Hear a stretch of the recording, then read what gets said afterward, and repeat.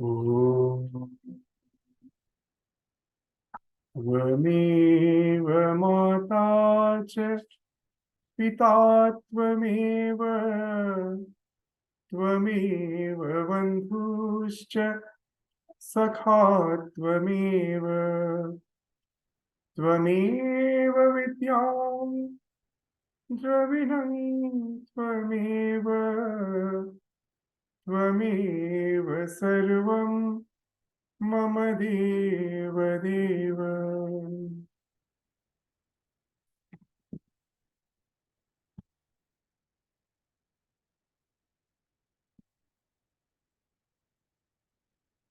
So, as we had an introduction in the last class of Narada Bhakti Sutra, today we will enter into the sutras itself. The very first sutra, which we are going to study today, it's a very simple sutra, as most of the aphorisms, like even Yoga Sutra is a set of aphorisms. They all start with almost similar type of sutra, but now it starts. That's what the first sutra is. Athato bhakting vyakhyasya. Atha means now. Atha means therefore.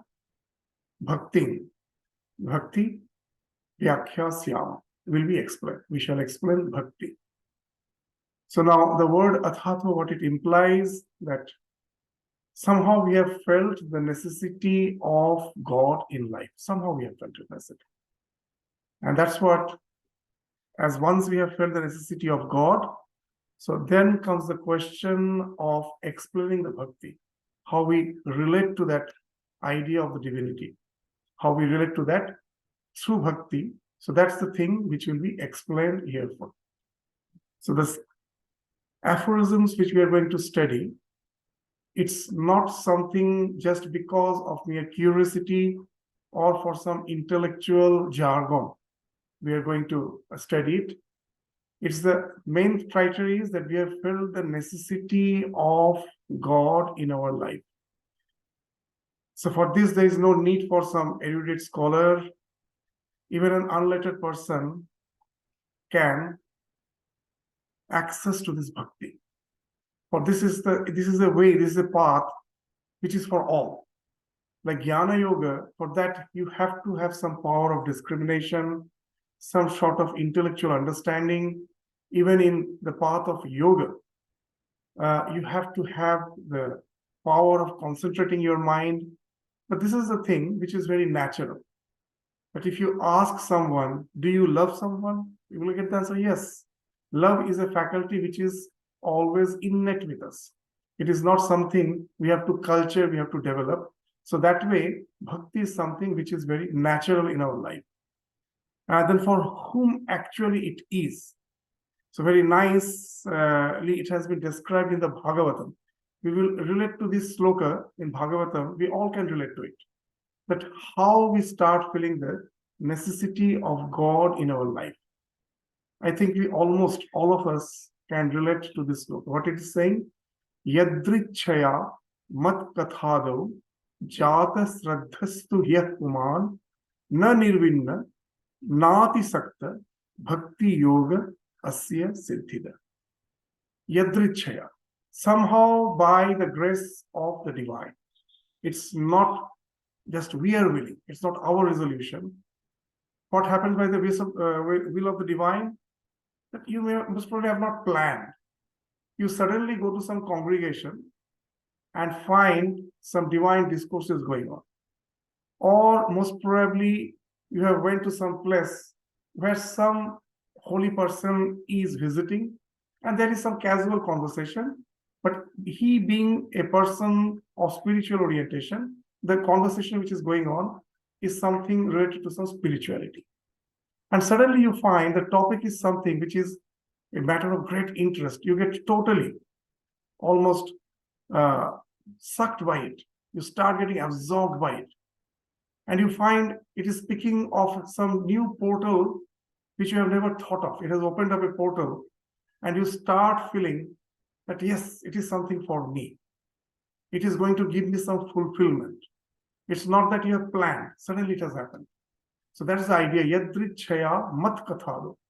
As if God himself is saying that by my grace, somehow you have got some shraddha, some respect in my katha, in the divine sport, the divine way of life, all in about all these things you have developed faith.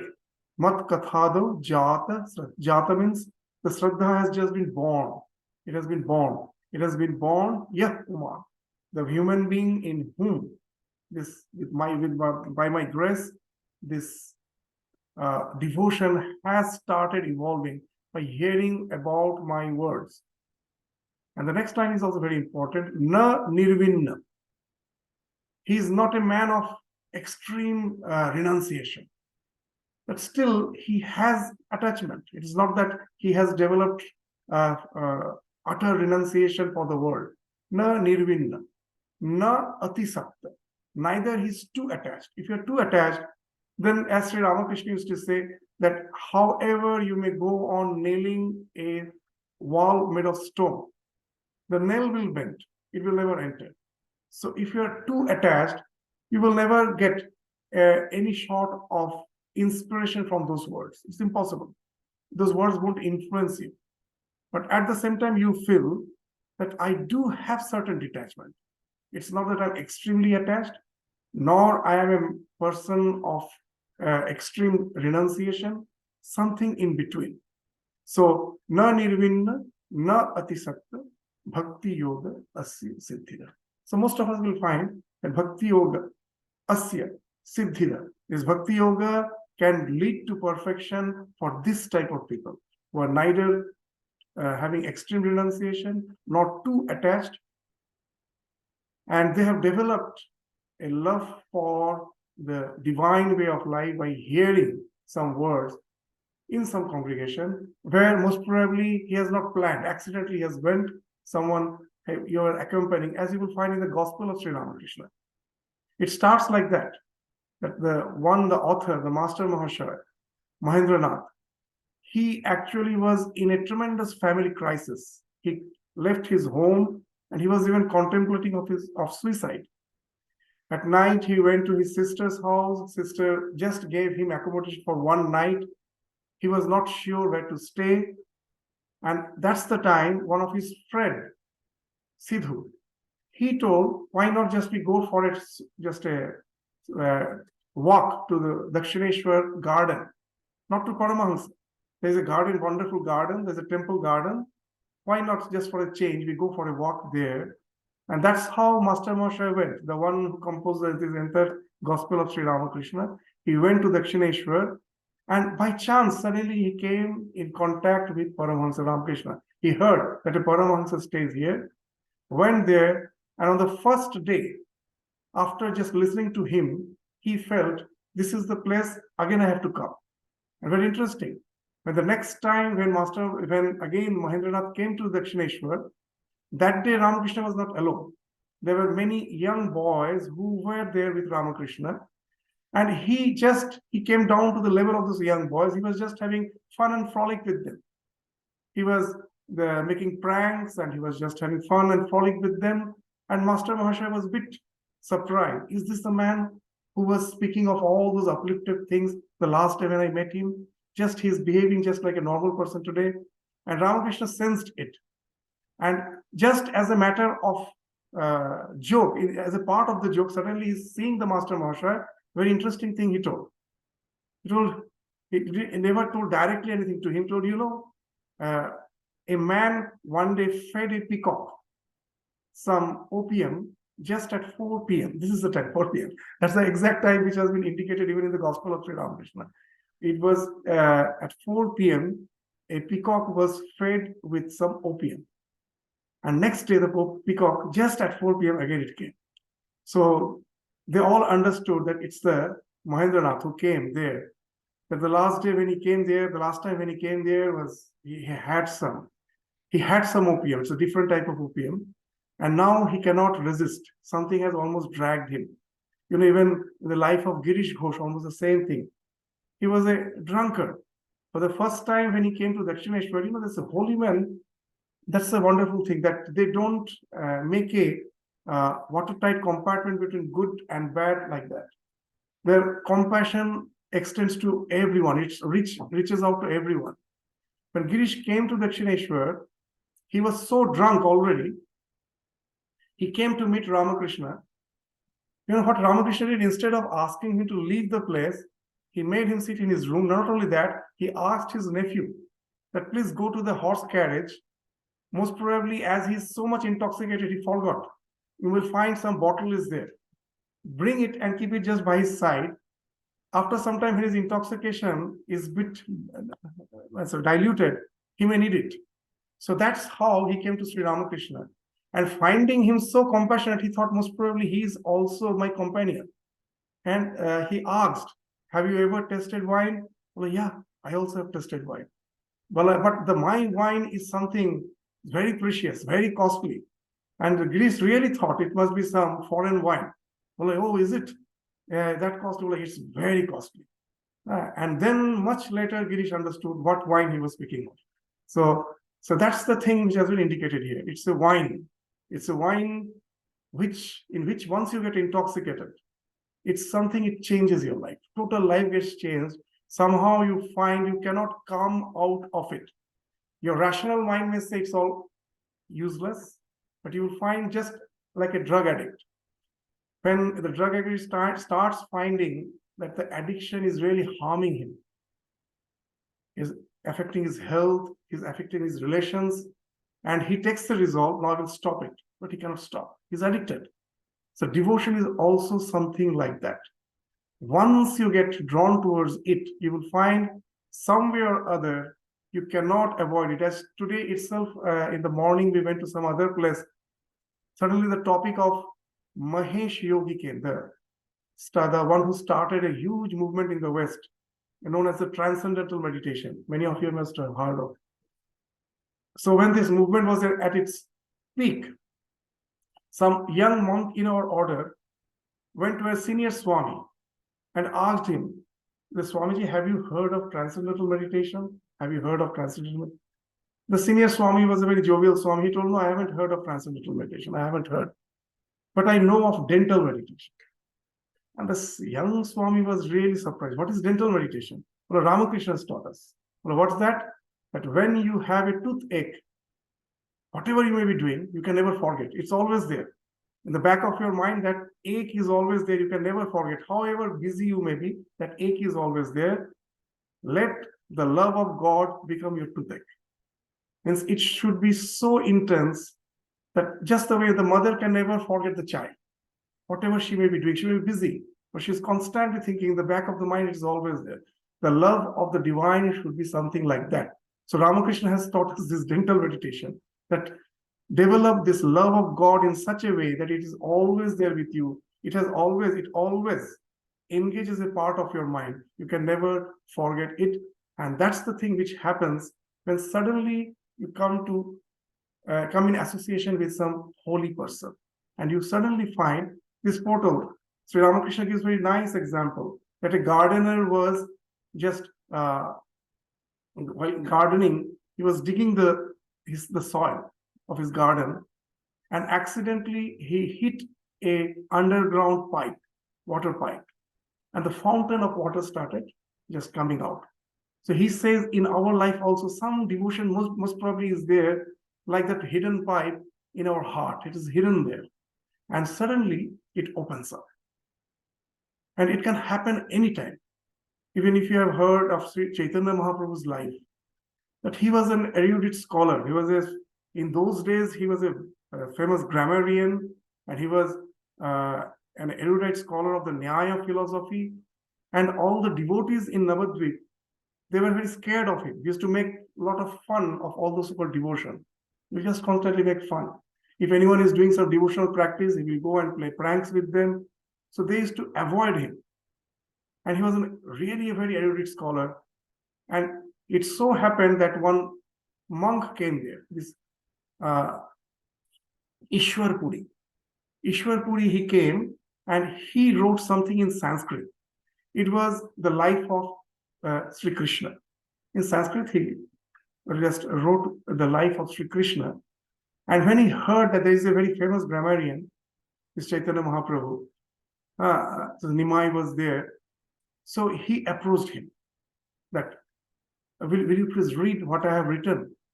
And he asked that, what you have written? Well, this life of Krishna in Sanskrit. Immediately he just brushed it off. Oh, no, all those things I don't believe in. Please forget about it. I cannot just go through what you have written.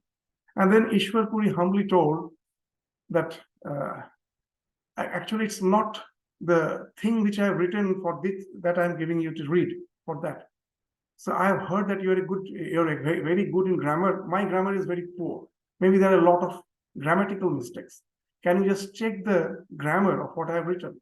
And then Chaitanya Mahaprabhu agreed. That's what he agreed. And when he finished, he was totally a changed person. Suddenly that tremendous madness for the love of God came in his life.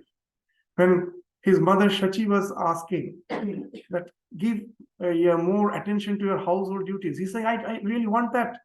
It's not that I am forcefully renouncing those things. I want that. But this is a thing suddenly I'm finding has bloomed in my life as if. Suddenly it was hidden in my heart, it was bloomed. And now even if I try, I cannot in any way just give attention the way I was. I'm totally different person. A tremendous madness came in that life. Sri Ramakrishna used to say that devotion is something like a mad elephant. When it enters a hut made of, these clay huts in the villages in India, I find. He says, if a mad elephant enters the clay hut, what will happen? Simply it will shatter it. So he says devotion is something like that. It is very overpowering. And somehow it enters in your life. It is going to change your life. And it happens in a very spontaneous way. It's not your will, your resolution with which you are doing it.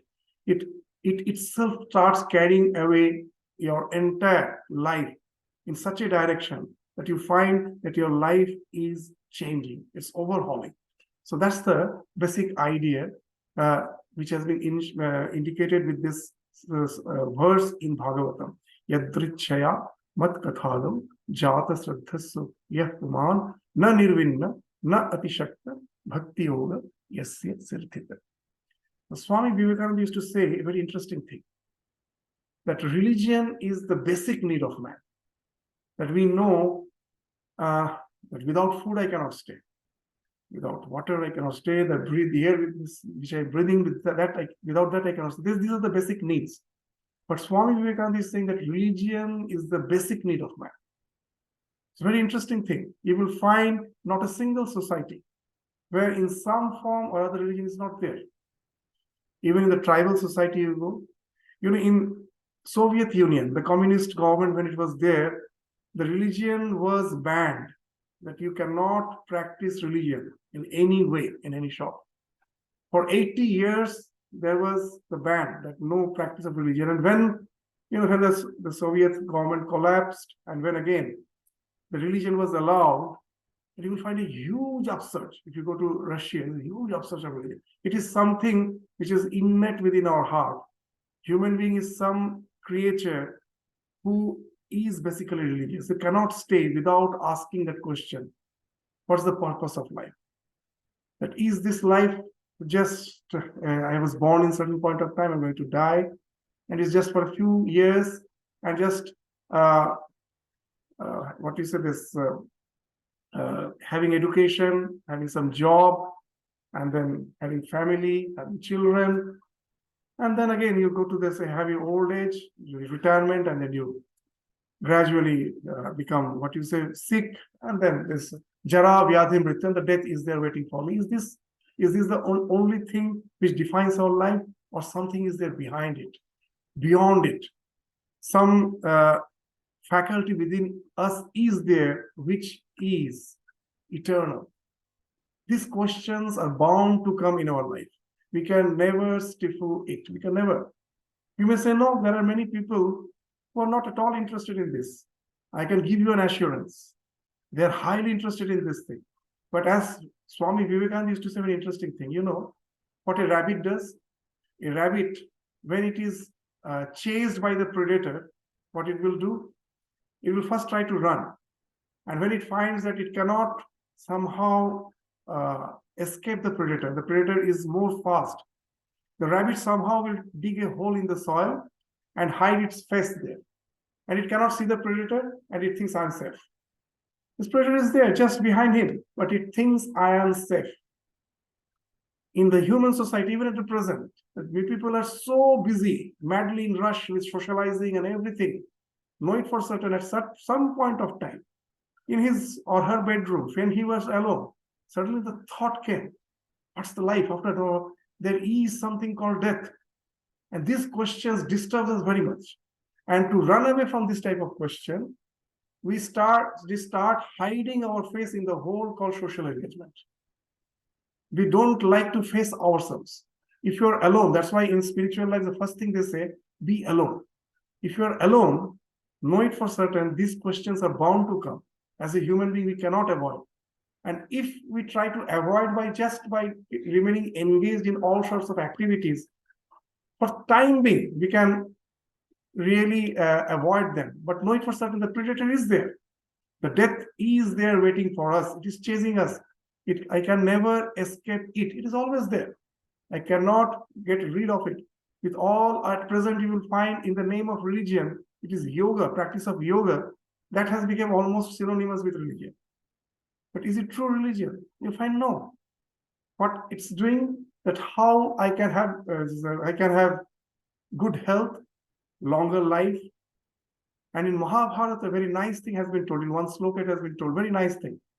That you know what we are doing throughout our life? We are playing a game of chess. Who is our opponent? Mahakal. The time is our opponent with whom we are playing chess. And we all know who will win. We all know who will win. I can never win. It is the time who will win. We all know. But still, we like to play the game. You know why? Just to play one or two moves extra, nothing else. Not to win, just to play one or two moves extra.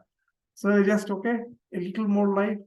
So that's what we are doing. But however we may chase for all these things, somehow you cannot stifle that question. It is bound to come again and again in our life. What next? As Swami used to say that our life is like a walking on the mountainous terrain. We are walking on the mountain path and we are enjoying the beauty, or enjoying the walk. And suddenly we find we are just at the edge of a precipice. Means one step more, you just fall in the gorge, deep gorge. You cannot proceed. So in the life, we all come to that position. Maybe you may call it as midlife crisis. Now it is so many nomenclatures they give it, but we all come to that point where we ask that question, that all the parameters which we thought is going to give fulfillment in our life, is it really giving me fulfillment? So then this question of this bhakti comes. So that also has been indicated even in Bhagavad Gita. So the need has to be felt. It has to be felt. And we are bound to feel that need. In Bhagavad Gita, they say that need, once it comes in our life, we turn towards the divine. We all turn towards the divine. There's no such culture where you will find that the belief of religion is not there in some way or other. And then in Bhagavad Gita, very nicely they have spoken of that once you are interested towards something spiritual, it's not that all are of the same class. There are 4 classes of devotees. There are 4 classes of devotees. But they are all devotees. They are all something who are sukritina. They are good people. What are those 4 classes? That's in the Bhagavad Gita in the 7th chapter, the 16th sloka. They say, Chaturvidha bhajante ma. There are 4 types of people who worship me. Jana Sukritino Arjuna. Sukritina. They are all Sukritin. Means they are all very good people. Their acts are good. Sukriti means those whose acts are good. They're all who are really person of good resolution. So who are those 4 type of people? Artha, Jigyashu, Artharthi, Jnani. Artha, Jigyasu, Artharthi, Jnani, Chet Bharatashrava. Oh Arjuna, there are 4 types of devotees. Artha, you will find that for most of us it's a fact that most probably we forget God. We are not always aware of the presence of the divine in our life. But when we are in crisis, then suddenly the thought of the divine comes. We just start praying. We praying that let him take us away from the dangers of life. That's a very nice prayer of Kunti in Mahabharata to Krishna. When Krishna was, after the Mahabharata war, he was going back to Dwarka. And then Kunti actually in relation is her aunt, Krishna's aunt. But Kunti always knew the divine dimension of Krishna. So she came to Krishna just for offering her devotion. And Krishna asked for any boon. And Kunti's prayer is something wonderful. When Krishna says that ask for any boon, she says that throughout my life I was in danger. So many perils, one after other it came. Always, my life was never a very smooth journey. So many dangers, so many perils are there. And then she's saying, give me more perils. Because I found that whenever I have no as such challenges in life, I forget you. It's only the challenge which makes me remind you. I still remember the Lucknow's, the Swamiji, our Sridharandaji, who is our president of all the centers in Australia. I actually joined under him when I was in Lucknow. I was in Lucknow, I joined under him. And someone asked me that among the brahmacharis, one discussion was going on. That was the thing, that everyone has his own time for meditation. Some are the morning person. They find early in the morning, they get good meditation. And someone have it in the evening. So it depends as per your temperament is concerned. It's not that all will be having good meditation in the morning, some prefer it in the evening. So they were asking me as a novice that at which time, what's the time when you find that your meditation is quite absorbing, that you really enjoy your meditation. And then I jokingly told, at that time we used to fear Sridharandaji. He was a very, very strict disciplinarian. He was all loving, but outwardly he was very strict. So I just jokingly told that whenever someone comes and tells me that Sridharanji is calling you. So that's the distance that when I have to go. So I have never taken the name of the Lord so intently when I just go to meet him. So that's the idea. That's the idea of artha. That whenever we are in crisis, then suddenly we find that we are in need of the divine. So that's one category. Second is jigyasu. That suddenly in our life, that question came, what after this? What's the afterlife? Is there something called God? So we have developed a curiosity for the divine. Yes, such we have not started living this life. So they are the jigyasus. Artharthi, again, we can relate, most of us, that whenever we are in need of something, we have desire for wealth, for position in life, the three desires we have. That is Putraishana, Vittaishana, Yashishana. These are the three desires. So whenever you are desiring for anything, for progeny, for wealth, for name and fame, for position in life, you go to the divine. In the words of Swami Vivekananda, where God is the means, world is the end. And God, we don't want God. We want this world. But God is the means. Just praying to him, he will give. So that's the artharthi. And last is the jnani. So this is the thing which is, which again Bhagavan will be saying, this is the one who is the best among all these four, jnani. So who is the jnani? This jnani, this will speak of the real devotion of jnani. Who is the jnani? See, in Bhagavatam, there is another wonderful sloka which will indicate who is a jnani. The sloka is Atma Ramascha Munayo Nirgranthapi Urukrame Kurvan Ahaitu King Bhaktim Itham Guna Bhuto Hari. Itham Bhuta Bhakti. So see, the other three categories, they have something else in their mind. When they are in crisis, to come out of the crisis, they want God. The Jigyashu, it is their curiosity which makes them think of God. Artharthi, they want wealth, they want position in life, what they are calling God. But this Jnani has no such purpose. He has already been established in the highest spiritual illumination. He can remain absorbed in that realization. There is no need for him to come down from that state. But even such a person, when they hear of God, they as if come down from that state.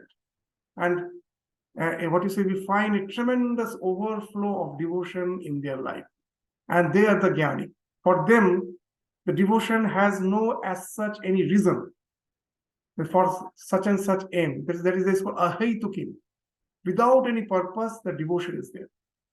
To understand the idea of ahaituki bhakti, we will find it even in Mahabharata. What is ahaituki bhakti?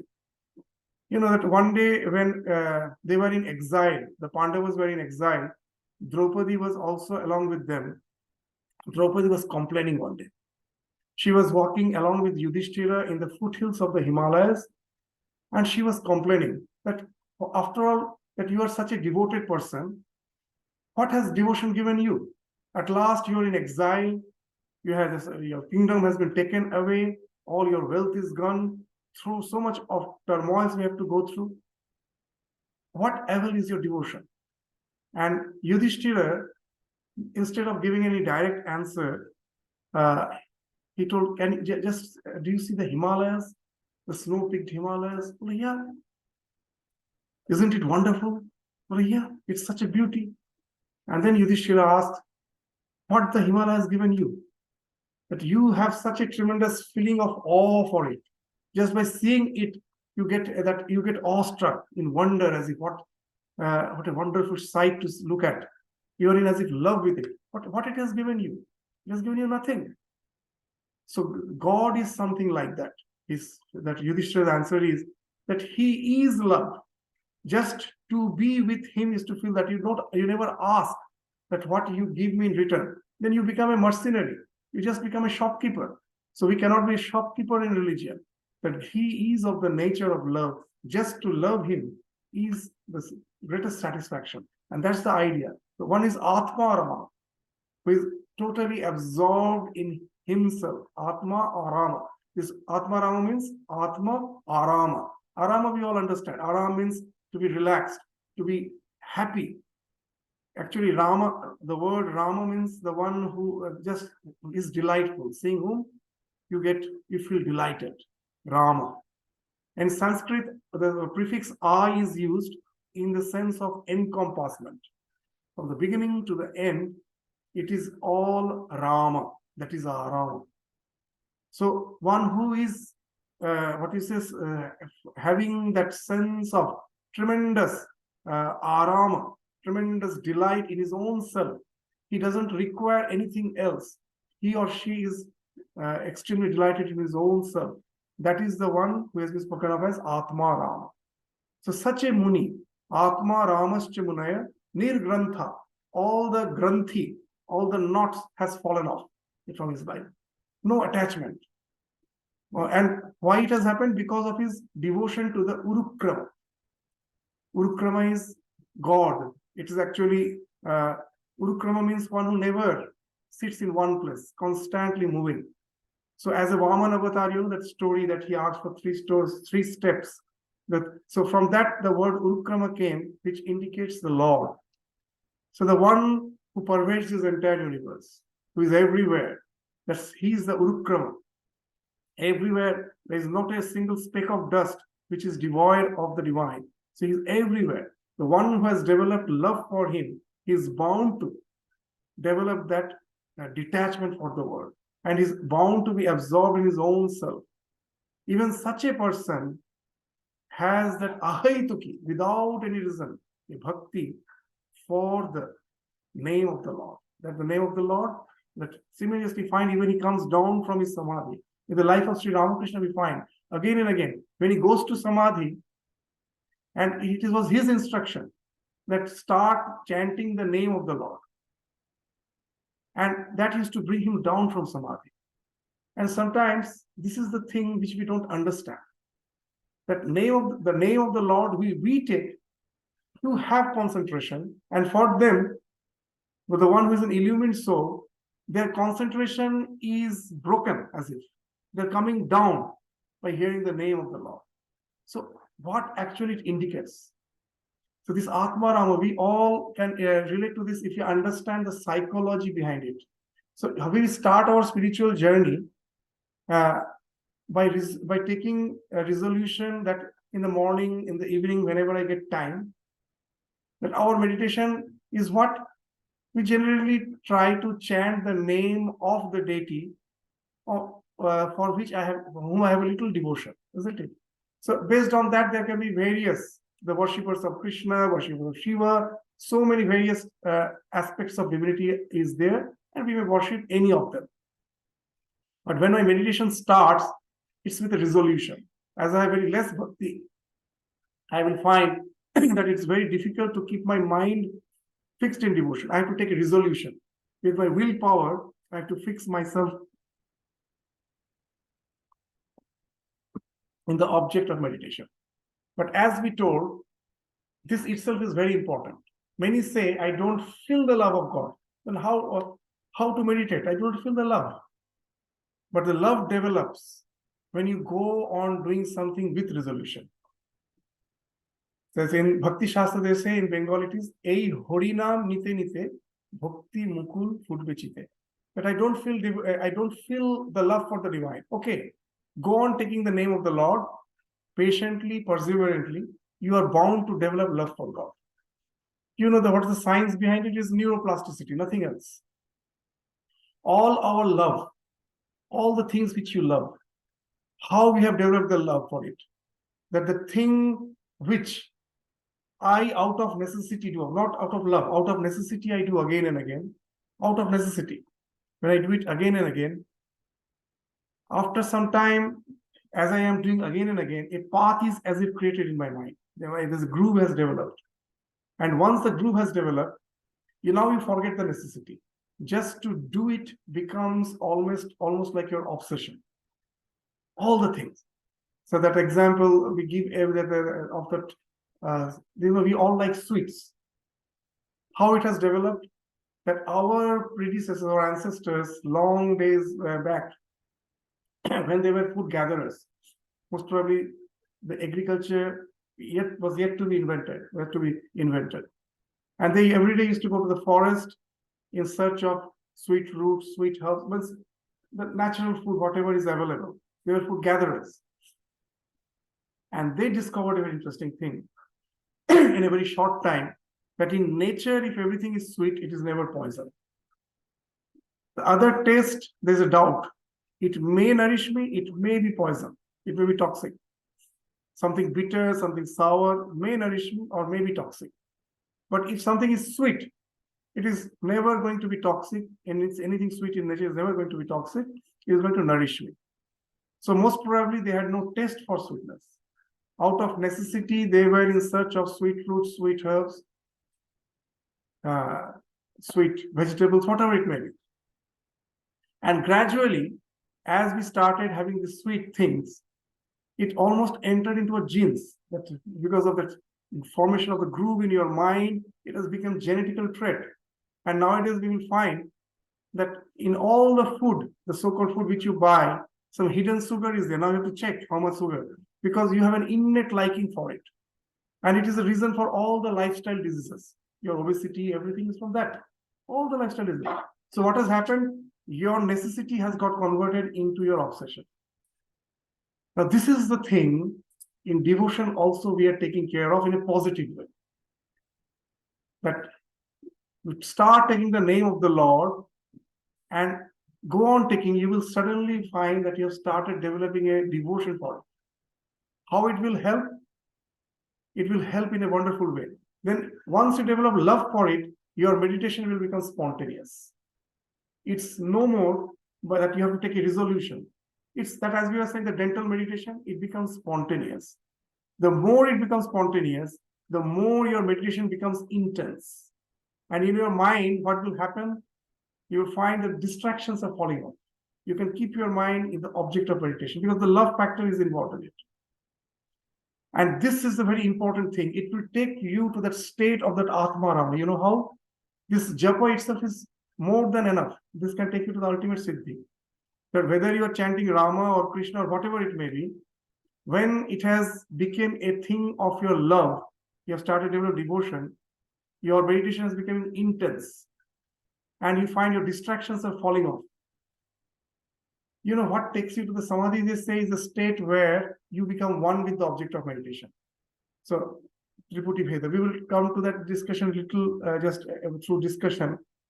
That as your focus becomes more and more in that one object, if you can really keep your mind in one thought, if you can, we can never do that. If you try your best, you can never do that.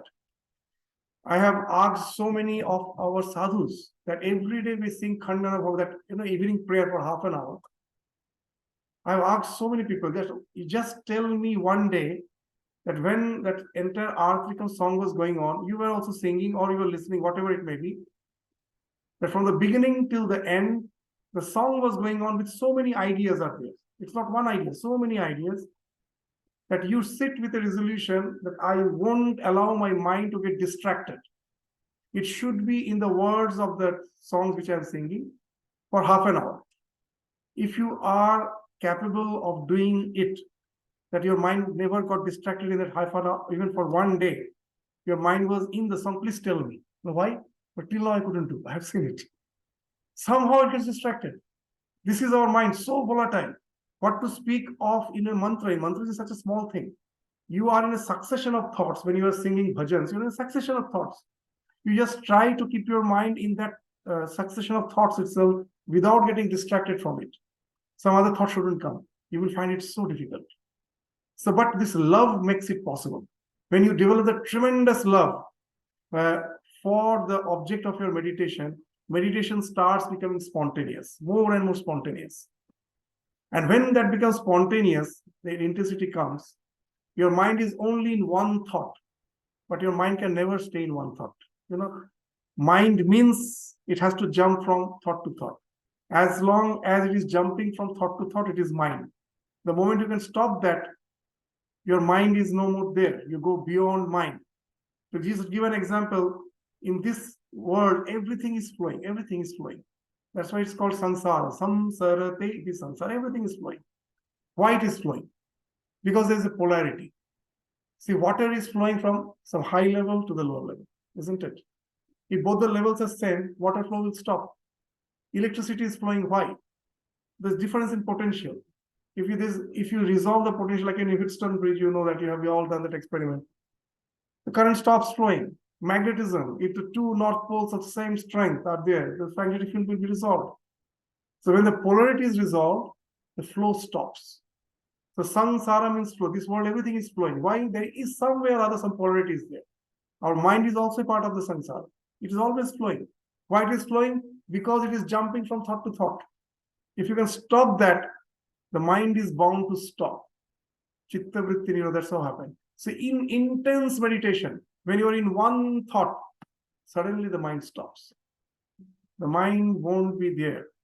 And you're relating to some dimension of your existence, which is beyond mind. And that is the thing which has been spoken of, means what happens in a very simple way we can say, our mind is like a prism. It's like a prism. In a prism, when the light falls, it breaks into the spectrum of 7 colors, isn't it? This world which we are seeing is something similar. The consciousness which is behind the mind getting associated with it, is breaking into this world of name and form. The world of name and form as such, outside is not there. What is there, I never know. But it's not, when I say that your the sweater or whatever you're wearing is, the garment you're wearing is red. And we feel the red, it is red color. We are all saying red, but it's actually not. In the even from the your neurology will say, the science will say what is happening. The light is falling. Light is just wavelength. It has no color. And all the wavelengths are absorbed. A particular wavelength is reflected, and that's the color. But that's also just a wavelength. that reaches your eye, the function of light stops there. Light never enters your brain. It's just the wavelength which has stopped, just your retina, its function has stopped there. That wavelength of light has evoked your nerves, isn't it, in some way? And an optical nerve current is going from the retina to your brain. It is just like electric current. There's no light. Your brain is totally dark. That when reaches the so-called color perception center, the color is produced there and it is thrown out on the object to give you the sensation that this is red. So who is producing the color? We, isn't it? Everything, the sound which we are hearing, everything we are producing. How it is happening? The conscious principle coming in association with the mind is producing this word. That's why it is called prapancha. Prakrishta rupe pancha. These five senses are making a khichdi, are mixing up with each other to create this world. There is something outside, but what is there, I can never know. What my senses our senses are the best projectors. When you go a movie, only two things are projected, light and sound. We are projecting five things. Five things we are projecting. So this world that is creating this universe. Whatever we are seeing is created by this, isn't it? Is consciousness the result of this projection? Because every different features will have different ways of perceiving life. So that's the thing. Now there is a lot of science behind it.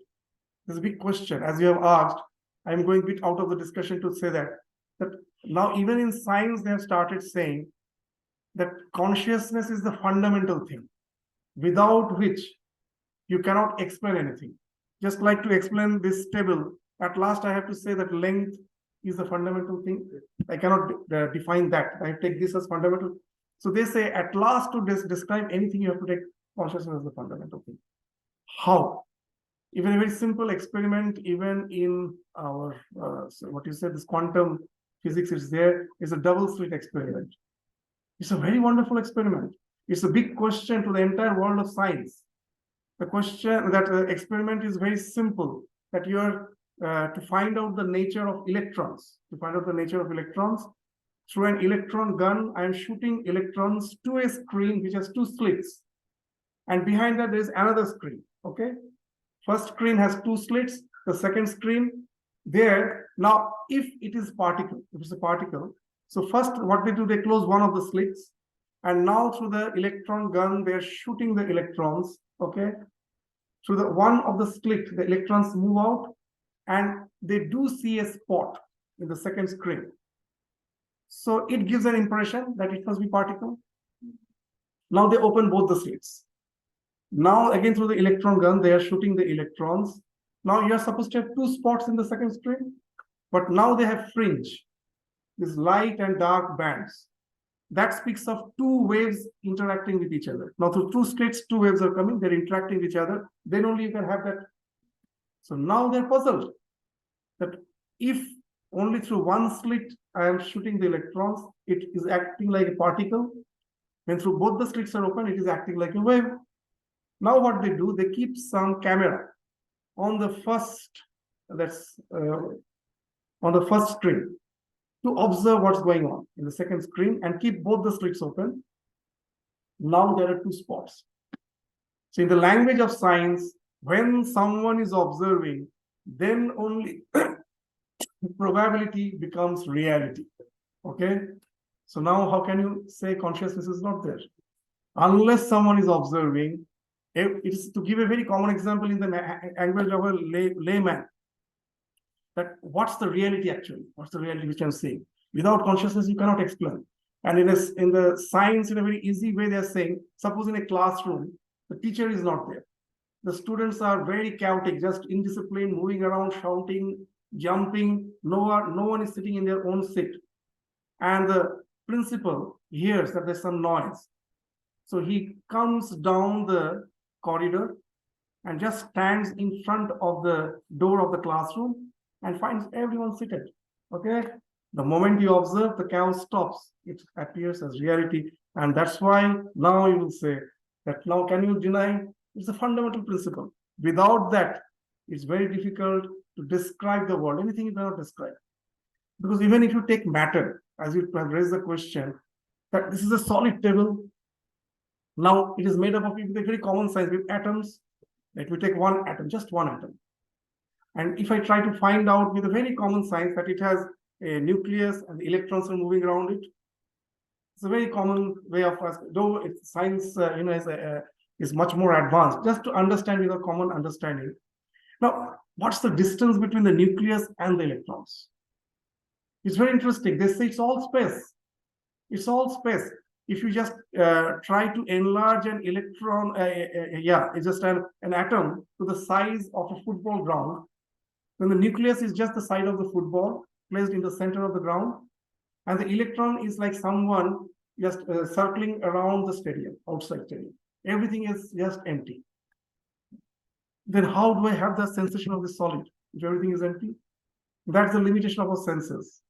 To give a very common example, when the fan is revolving, do you see the blades? You don't see.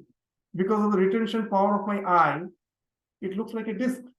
These electrons are moving at such a fast speed, creating a field. It's all the interaction of the field which is not allowing me to just trespass through this, But it is all just field. Nothing solid is there. But our senses are saying it is solid. So what our senses are showing is not the real thing. And that Vedanta knew thousands of years back. And that's why they are calling it as Maya. You know the one meaning of word Maya? Ya means yatha yatha. In all the Indian language, Ya means as it is. Ma is a negation. It is not yatha yatha. What we are seeing, it is not that. It is something else. That Vedanta understood wrong. The consciousness coming in association with mind immediately appears as this prapancha. So in this, any meditation, whatever is your ishta, that's not important. With that, if you go to that focus where you're having only one thought, the mind has collapsed. Now the prism is no more there. All the spectrum merges with the white light. Okay? That's the thing happens with all the traditions. If you go to the mystics, they all speak of that unitary experience. They all speak. And that's the Atmaram. They are merged in it. Now, when they hear the name of God, they come down. Why it happens? That's also very interesting. That's why it happens. Now, in Yoga Sutra is a wonderful science of meditation. They say there are 3 states of mind. See, now my mind is distracted, isn't it? If I try to focus my mind in one thought, after a lot of effort, most probably one day, I have a little meditation. I'm enjoying. And then I find I cannot keep that meditation for long. Again, I go to the distraction. You know why? Because my subconscious mind is full of distractions. With my conscious attempt, somehow I manage to have a little meditation, but my subconscious mind is very strong. They come up, they just pop up and break my meditation. Then what's the way out? Can I never meditate? So they say, see all the subconscious impressions which are in your subconscious mind, how it went there. It has went there by conscious effort, somewhere in this life or in past life. So anything which is in the subconscious mind has entered through the conscious mind. Then only it has gone there. So you go on with your meditation. You come again and again, you get distracted. Again you try. Then what happens with each and every conscious attempt, your eka vritti, this focused vritti, that is getting saturated. The example which we give generally is, suppose a cup is full of impure water, turgid contents, okay? That is full to the brim. Now, if you pour pure water into it, what will happen? It will start spilling off, and the turgidity will start dissolving. A time will come that all the turgid contents has been poured out, and the cup is full of pure water, and that's what happens with the meditation. Though my mind is getting distracted, if I go on trying again and again, a time will come, my mind is full of ekavritti. I washed away all the so-called these distractions, bahuvritti. They have been all thrown out. Now your mind is full of ekavritti. Now again the next evolution happens. This ekavritti, when it becomes really intense, it goes to the thoughtlessness. But it cannot stay long. Why? Because your mind is full with ekavritti. This one thought that is saturating. This comes up and breaks the state of that restricted state, the state of nirodha, the state where no restricted, where the mind is not working. So it breaks that. So if you again with your conscious attempt go on trying to keep your mind in that arrested state, This state now becomes saturating your mind. A state will come when ekavritti is no more there. Then once for all you merge in that absolute. So Nirvikalpa Samadhi for the first time when you are going doesn't mean that you will be in that state. It takes a lot of effort to be in that state again, to continue to at last merge in the absolute. Where they're speaking of Atma Ramascha Munaya, those who are coming down, they're in the state where the intense meditation has taken him to that restricted state. Has taken them. But the mind is still having that Ishtavritti. So whenever there is any reference to that, immediately the mind comes down and refers to that. So that's the state which has been spoken of as the state of the Jnana. It's very interesting. So that we find in the life of, I don't know what's the time? 5 minutes. 5. So just Bhagavata starts with that. The story of Shukadeva. It's a very interesting story. Someone was referring today. So that's why it makes me remember. But Shukadeva was born as a Brahmajnani. Almost he was totally dispassionate about life. But he was not willing to take birth. The story goes like this, very interesting story. That he was not willing to take birth. At the age of 18, when he was born, at the age of 18, for 18 years, he was in the mother's womb. And when he came out, immediately he started going to the forest. He was so totally dispassionate. He was totally absorbed in the divine. And now Vyasa, his father, naturally the parental love made him to run after the son. Now Shukadeva was running towards the forest, and then Vyasadeva, just following him, was passing by a reservoir where all the so-called celestial nymphs were bathing. Now, seeing Vyasa, they feel ashamed. They started covering themselves. Now, Vyasa was very much surprised that my son, he's 18 years, he's a young boy, I'm an old person. He's 18 years and he's totally naked. From the mother's womb he came and he's running towards the forest. He's a young man. Seeing him, these nymphs were totally, they were oblivious of the surrounding. They were not at all in any way embarrassed or ashamed. But seeing me, an old man, they are getting ashamed. So he was so much surprised. He told, how is it that seeing my son, 18 years old, while he passed just this way, you were not at all ashamed, but seeing me, you are ashamed? How come it is? I'm an old man. And what they told was something very much revealing to Vyasa. He told, he has no sense of body. He is so much absorbed in the divine that he has no sense, just like a small boy, a small child moving around naked. Do you feel any one of us feel embarrassed? No. That child has no sense of body. So that's quite okay.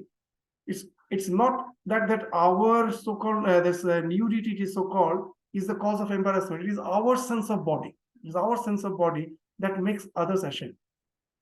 It's very interesting. If you see these the pictures of any tribals, you will find it's okay. There's no, you won't feel any sort of embarrassment because they also, to a certain extent, have no sense of that that body has to be covered or this is male, this is female.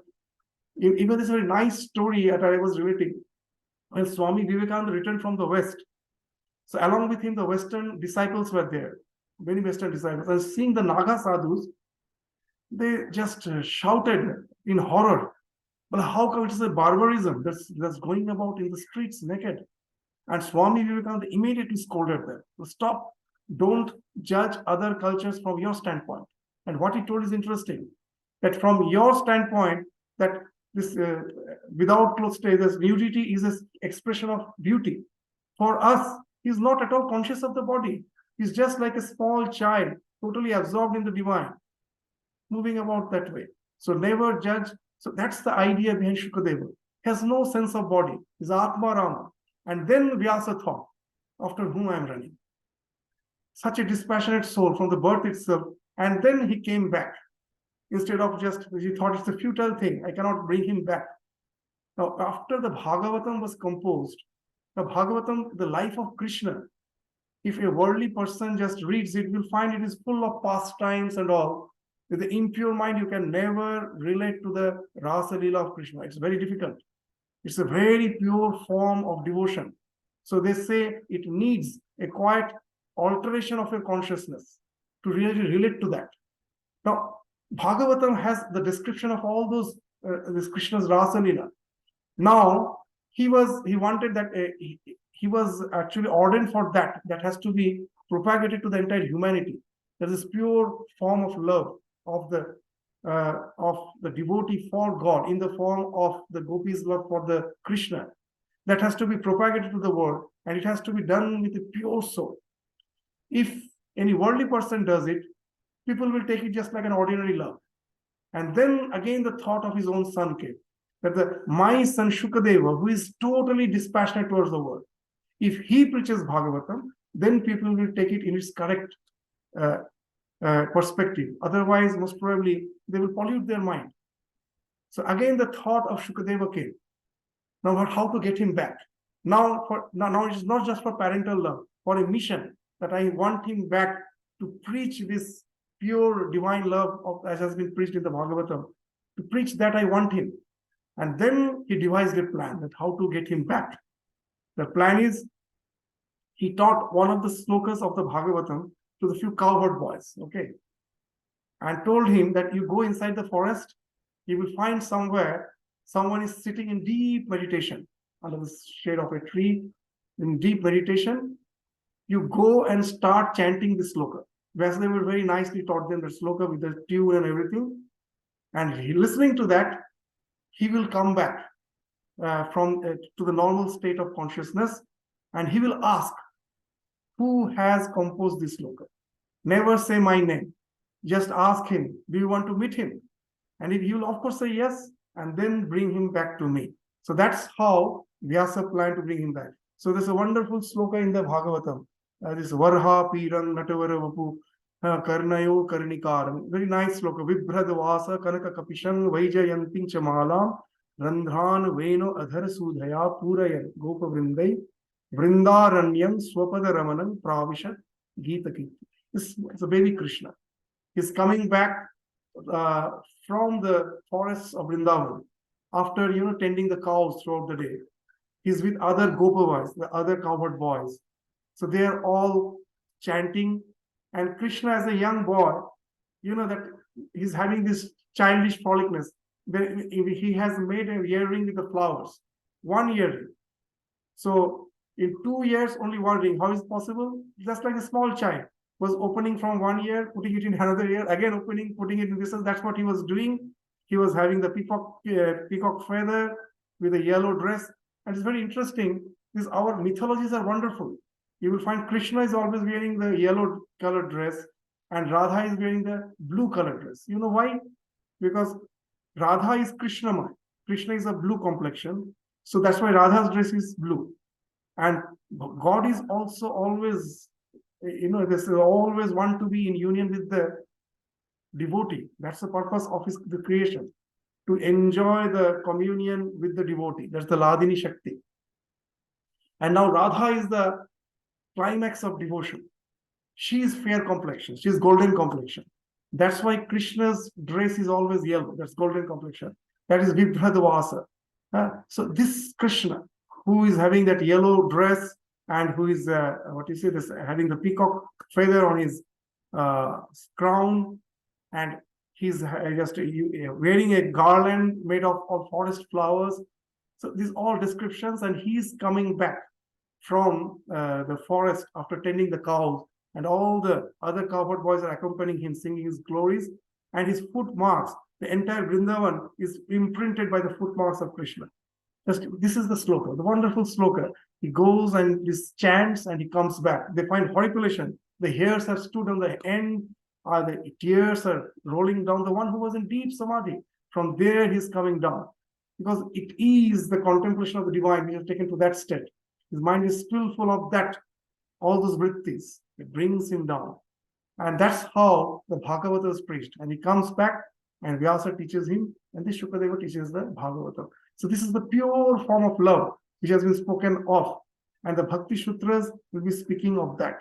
And this Bhagavan is indicating the one who is established in that type of devotion, that though he is always aware of the self, he is established in his self, still hearing the name of the divine, he comes down. That pure form of love is something which we at last have to develop. It's not easy. It's not in one day. Maybe we have started as an artha. Maybe we have started as a jigyashu. maybe we have started as an arthat. It's good. Why it's good? Because we have felt the need of the divine. That generally, when I am in danger, instead of going to some other person, I have at least called to the divine. That gives me the idea that I have a belief that there is something beyond this phenomenal existence. So, in whatever way you have related to the divine, that is good. That's why God is saying it is Sukriti. But this Narada Bhakti Sutra is going to teach you how to gradually reach to the state of this jnani, where your devotion is overflowing. It has totally transformed your life. That all the renunciation has become spontaneous. You haven't forced. Actually, Tyaga is something which cannot be forced. You cannot force. You cannot renounce. Things has to renounce by itself. Sri Ramakrishna used to give a wonderful example. If you have a wound in your hand, the scab has formed. If you forcefully remove the scab, the wound will lacerate. It won't heal. You have to allow it to fall off. The renunciation should happen spontaneously. How it happens? The more you develop devotion for something, the other thing starts falling off. In the words of Ramakrishna, the more you go towards the east, the west falls behind. You cannot push the west. Oh, I don't like the west, so I will push it. No, it's not possible. You have to go towards the east, the west automatically falls behind. So the more you develop this love for the divine, the other things are bound to fall off from your life. So that's the spontaneous way. So devotion is a very spontaneous way. So the once you develop that type of love, then gradually you'll find the renunciation is something which is very natural in your life. It is not forceful. And it's not something negative. You are achieving something greater or something very, very trivial. When we get that type of love within your heart, the wonderful bliss which you enjoy, you'll find compared to that, nothing is blissful in this world. It's something tremendously fulfilling, tremendously engaging, fulfilling. It gives you the ultimate fulfillment in your life. You want nothing. So that type of intoxication you get from the divine. And that's why that all those who renounce, they're not renouncing as a negative thing, that they're forcing. It is this love that is all motivating them to get rid of the trivial joys of life. You're renouncing something trivial to get something really wonderful. As just today's discussion will stop with that a wonderful conversation. A person went to a holy man and told, "Oh, you have renounced everything. You are a great renunciate. Bahut bada tyagi hai." Then the monk told, "It is not me. It is you who have renounced. It is not me. It is how? It is you who have renounced." Well, no. I have renounced something trivial for something really precious. And you have renounced something precious for something trivial. Whose renunciation is greater? Your renunciation is greater. So our renunciation is really great that way. So, so that the real renunciation is to renounce something trivial for something great. And those who can do that, their life is fulfilled, even in the worldly sense. You will hear nowadays many of the sadhus, especially our Sarva Priyananda, gives that example of this marshmallow experiment. It's a very famous experiment. A small child, if you give one marshmallow and he's about to take, you say, "No, just wait for another 10 minutes. I will come back. If you can wait, I will give you the second one." So most of the children cannot resist. They will take. But they found a few could resist. Though it was very difficult, they could resist. And now they actually kept track of all those children on whom they conducted that experiment for the next 10, 15 years. And the result is wonderful. It's a very famous experiment of Stanford University, most probably. For another 10, 15 years, they kept track for many children.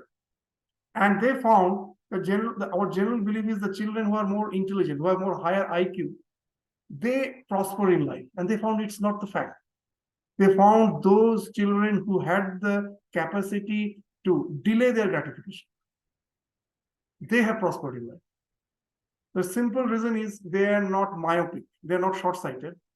They cannot be somehow lured with the short-term gains.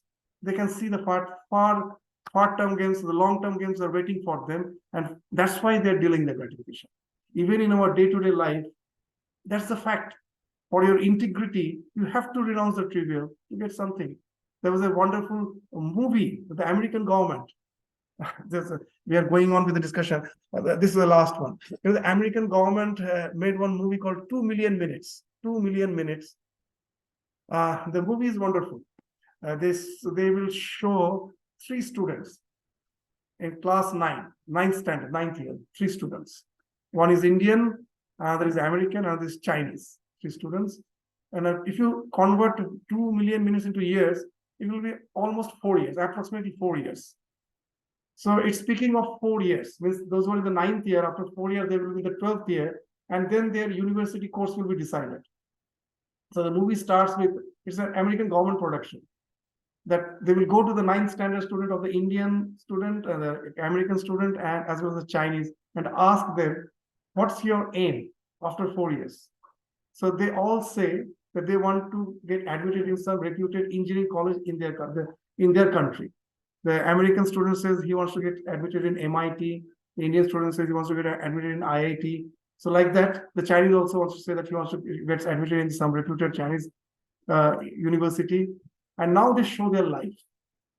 They see that the American student, his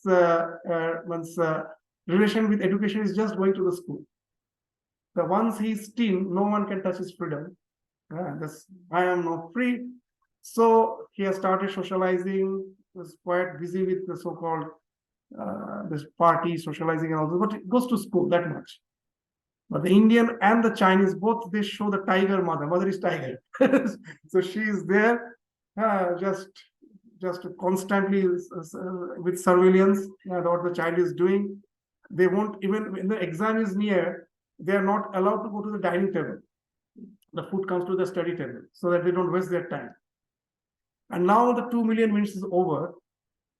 And now this first show that the Indian student, they say that, yeah, I have almost reached the goal. I really got a chance in a reputed engineering college. The Chinese student also is happy. He has almost reached the goal. And they'll ask to go to the American student and asks him, are you happy? He says, yeah, I'm happy. But your goal was to go to the MIT. No. I'm studying in some university, continuing my studies. I haven't got a chance there, but I'm happy. The last thing is now American government is very much concerned. The big question mark, they're asking to the American students. This movie was made for the American schools to create awareness. What's the question? Let's see, we own all the multinationals, but now it's all the Indian, the Chinese, they're the CEOs. Yeah. They're coming. So will you be happy just with what you are doing? So it is their concern. So what again, the short term, long term. And this reminds me of Swami Vivekananda when he was delivering lecture in West. He was speaking of renunciation. Someone stood up and told Swami, it seems you are from the medieval ages. He was speaking of renunciation in America. He speaks of freedom. And Swamiji told 2 things. That for you, the freedom means freedom of the senses. For us, freedom means freedom from the senses. There's a difference. That's one. And second thing that he told, but still you won't understand. You won't understand.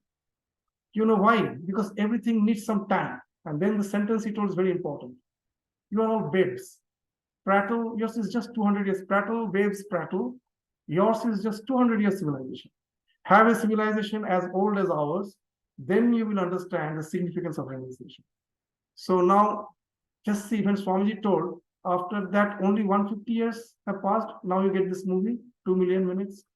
So prattle with prattle, yours is just 200 years civilization, have a civilization as old as ours, then you will understand the significance of renunciation. So this is something very basic. Without it, even in our material life, we cannot possible. What to speak of in spiritual life? So that's something very basic. With this, we stop our discussion today.